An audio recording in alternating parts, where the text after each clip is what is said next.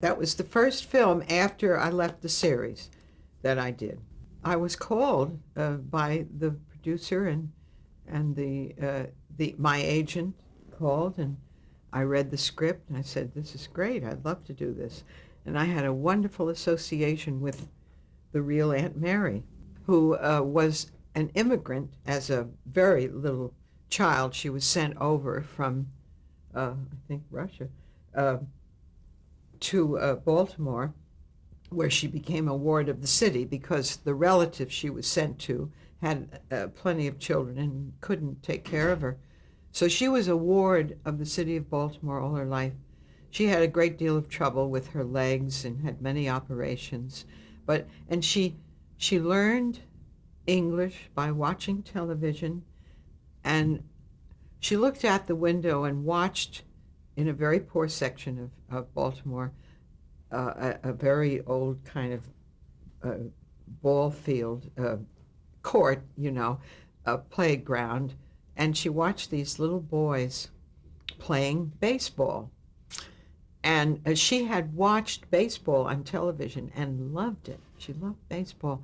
And she began to learn the game and really be very clever about it. And she went over and taught these little boys in that playground how to play baseball. And that was her whole life. She developed the team and she developed a series of games and the whole structure of baseball competition in this poor neighborhood. That was her story, marvelous story. And I met her. I went to Baltimore, and she came out the first day of shooting.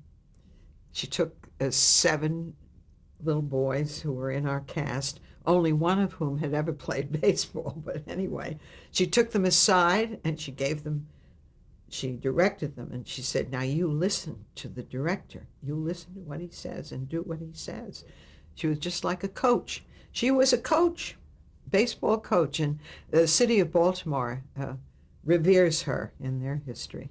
That was very lovely. She didn't stay for the shoot. She had a great PR talent.